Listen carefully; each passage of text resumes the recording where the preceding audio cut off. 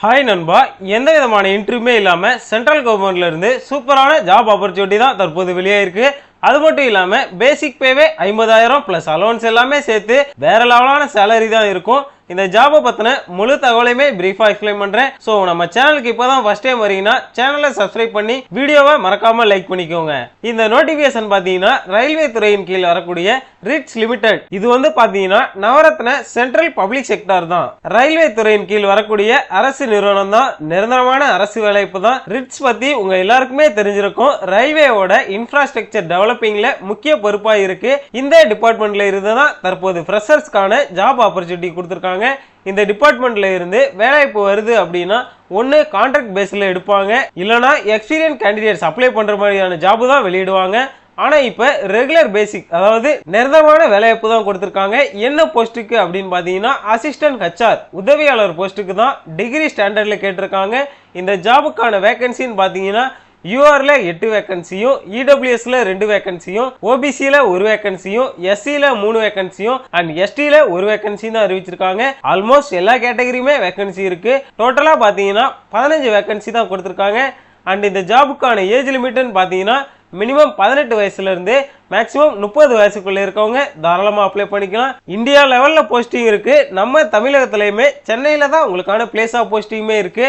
இந்த ஜாபுக்கான education qualification பாத்தீங்கன்னா அசிஸ்டன்ட் ஹெச்ஆருக்காக கிராஜுவேஷன் இன் எனி டிசிப்ளின், அதாவது எனி டிகிரி எனி டிசிப்ளின்ல கம்ப்ளீட் பண்ணிருக்கக்கூடிய மேல் அண்ட் ஃபீமேல் 2 பேருமே தாராளமா அப்ளை பண்ணிக்கலாம். எந்த விதமான எக்ஸ்பீரியன்ஸுமே தேவை கிடையாது. உங்களுடைய டிகிரியில குறைந்தபட்சமா மினிமம் 50% மதிப்பெண் கட்டாயம் வாங்கியிருக்கணும். எஸ்சி எஸ்டி பிடபிள்யூடி ஓபிசி கேட்டகரியில வரக்கூடிய கேண்டிடேட்ஸா இருந்தீங்க அப்படின்னா மினிமம் 45% மார்க் உங்களுடைய டிகிரியை வாங்கியிருந்தாலே போதுமானது. நீங்க இந்த ஜாபுக்கு தாராளமா அப்ளை பண்ணிக்கலாம். செலக்ஷன் ப்ராசஸ் பாத்தீங்கன்னா இந்த ஜாபுக்கு காமனா ஒரே ஒரு ரிட்டன் எக்ஸாம் தான் இருக்கும். ஸோ கவர்மெண்ட் எக்ஸாம்லாம் ப்ரிப்பேர் பண்ணிட்டு இருந்தீங்க அப்படின்னா உங்களுக்கு சூப்பரான வாய்ப்பு. கண்டிப்பா இந்த ஜாபுக்கு அப்ளை பண்ணிக்கோங்க. ஈஸியாவே நீங்க பாஸ் ஆயிடலாம். ஸோ இந்த ரிட்டன் எக்ஸாம்ல 125 ஆப்ஜெக்டிவ் டைப் கொஸ்டின் தான் கேட்கறாங்க. அதாவது சூஸ் த பெஸ்ட் ஆன்சர் மாதிரி தான் இருக்கும். ஒரு கொஸ்டினுக்கு 1 மார்க் கொடுக்கறாங்க. டோட்டலா 2 மணி நேரம் 50 நிமிஷம் உங்களுக்கான எக்ஸாம் டைமிங்கா கொடுத்திருக்காங்க. அண்ட் இதுல எந்த விதமான நெகட்டிவ் மார்க்குமே இல்லைன்றத சொல்லியிருக்காங்க. ஸோ எல்லா கொஸ்டினுக்குமே மறக்காம ஆன்சர் பண்ணிருங்க. இந்த ரிட்டன் எக்ஸாம்ல உங்களோட பர்ஃபார்மன்ஸை பொறுத்து டாக்குமெண்ட் வெரிஃபிகேஷனுக்கு கூப்பிடுவாங்க. ஸோ ரிட்டன் எக்ஸாம்ல நல்ல ஒரு மார்க் வாங்கிட்டீங்க அப்படின்னாலே இந்த ஜாப் உங்களுக்கு கிடைச்ச மாதிரி தான். இந்த ரிட்டன் டெஸ்ட் பாத்தீங்கன்னா 100 மார்க்குக்கு இருக்கும். யூஆர் இடபிள்யூஎஸ் இருந்தீங்கன்னா 50%, எஸ்சி எஸ்டி ஓபிசி கேட்டகரியா இருந்தீங்கன்னா 45% மார்க் எடுத்தாலே போதுமானது. அதன் பிறகு கேட்டகரி வைஸா மார்க் அடிப்படையில கேண்டிடேட்ஸை செலக்ட் பண்றாங்க. ஏஜ்ல பாத்தீங்கன்னா உங்களுக்கு ரிலாக்ஸேஷனுமே கொடுத்திருக்காங்க. எஸ்சி எஸ்டி கேட்டகரியில வரீங்கன்னா 5 வருஷம் ரிலாக்ஸேஷனும், ஓபிசி கேட்டகரியில வரீங்கன்னா 3 வருஷம் ஏஜ்ல ரிலாக்ஸேஷனும், பிடபிள்யூபிடிக்காக 10 வருஷம் ரிலாக்ஸேஷனுமே இருக்கும். இது எல்லாமே கவர்மெண்டோட ரூல்ஸ் படி தான் கொடுத்திருக்காங்க. நேச்சர் ஆஃப் அப்பாயின்மெண்ட், அதாவது உங்களை ரெகுலர் பேசிக் அடிப்படையில தான் எடுக்க போறாங்க.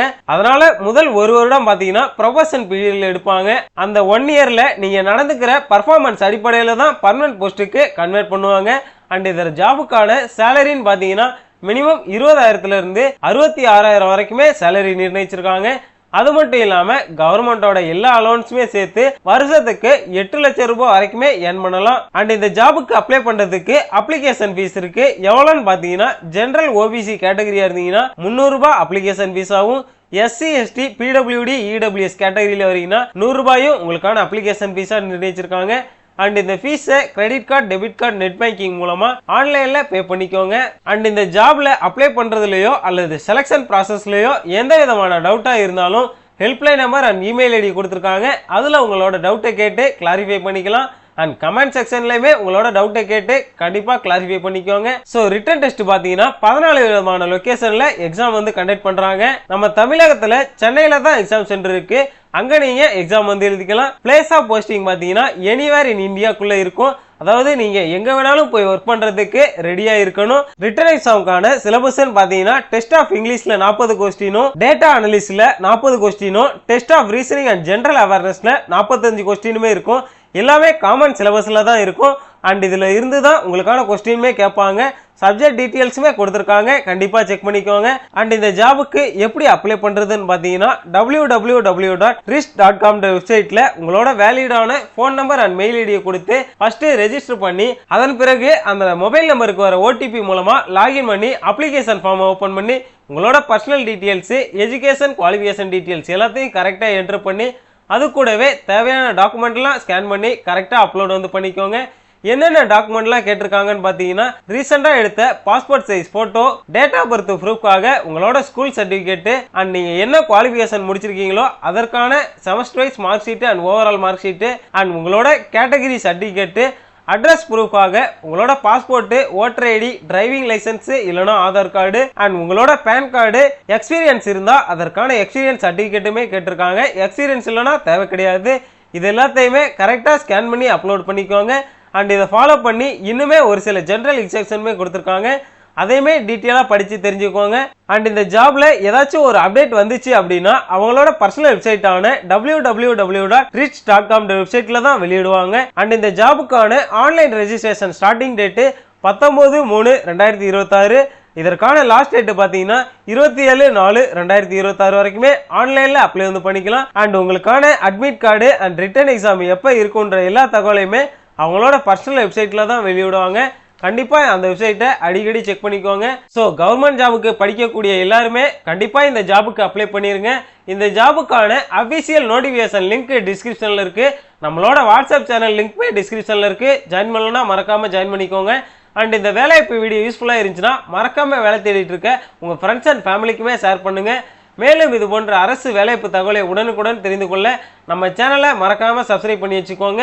மேலும் ஒரு புதிய வீடியோவுடன் உங்களை சந்திக்கிறேன். இது உங்கள் குட் திங்ஸ். அண்ட் இந்த ஜாபுக்கான எக்ஸாமினேஷனுக்கான சிலபஸை பத்தின ஃபுல் டீடைல்ஸுமே பிரீஃபா சொல்றேன். டோட்டலா இந்த ஜாபுக்கான எக்ஸாம்ல பாத்தீங்கன்னா 125 கொஸ்டின் கேட்பாங்க. டைமிங் பாத்தீங்கன்னா 2.5 ஹவர்ஸ் கொடுக்குறாங்க. எந்த விதமான நெகட்டிவ் மார்க்குமே கிடையாது இந்த எக்ஸாமுக்கு. ஸோ கண்டிப்பா எல்லா கொஸ்டினையுமே கரெக்டா ஆன்சர் பண்ணிக்கோங்க. அண்ட் இதுல 3 மெயின் செக்ஷன் தான் இருக்கு. என்ன மாதிரி கொஸ்டின்லாம் இருக்கும்னு பாத்தீங்கன்னா சூஸ் த பெஸ்ட் ஆன்சர் மாதிரி தான் இருக்கும். அதாவது 4 ஆன்சர் கொடுத்து சரியான ஆன்சரை சூஸ் பண்ற மாதிரியான எக்ஸாம் தான் இருக்கும். டெஸ்ட் ஆஃப் இங்கிலீஷ்ல 40 கொஸ்டின் கேட்பாங்க.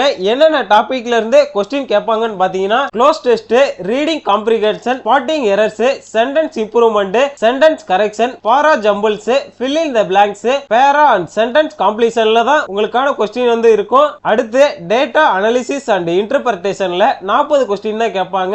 என்ன டாபிக்ல இருந்து கேட்பாங்க அப்படின்னு பாத்தீங்கன்னா number series, data interpretation, simplification, approximation, quadratic equation, data sufficiency, mensuration, average, profit and loss, ratio and preparation, work, time and energy, இந்த மாதிரி கொஸ்டினும் time and distance, probability, relations, simple and compound interest and ஃபைனலா permutation and combination, இந்த மாதிரி டாபிக்ல இருந்து தான் இந்த கொஸ்டின்மே கேட்பாங்க. அடுத்து பாத்தீங்கன்னா test of reasoning and general அவேர்னஸ்ல 45 கொஸ்டின் கேட்பாங்க. எந்த டாபிக்ல இருந்துலாம் உங்களுக்கான கொஸ்டின் கேட்பாங்கன்னு பாத்தீங்கன்னா seating arrangements, puzzles, inequalities, syllogism, input and output, data sufficiency, blood relations, order and ranking and alphanumeric series, distance and direction, ஃபைனலா வெர்பல் ரீசனிங், இந்த மாதிரி டாபிக்ல இருந்து தான் உங்களுக்கான எக்ஸாம்க்கு கொஸ்டின்மே கேட்பாங்க. சோ கவர்மெண்ட் எக்ஸாம்க்கு ப்ரிப்பேர் பண்ணிட்டு இருக்கவங்களுக்குமே சூப்பரான வாய்ப்பு. கண்டிப்பா இந்த வாய்ப்பை யூஸ் பண்ணி மறக்காம இந்த ஜாபுக்கு அப்ளை பண்ணி பாத்துருங்க.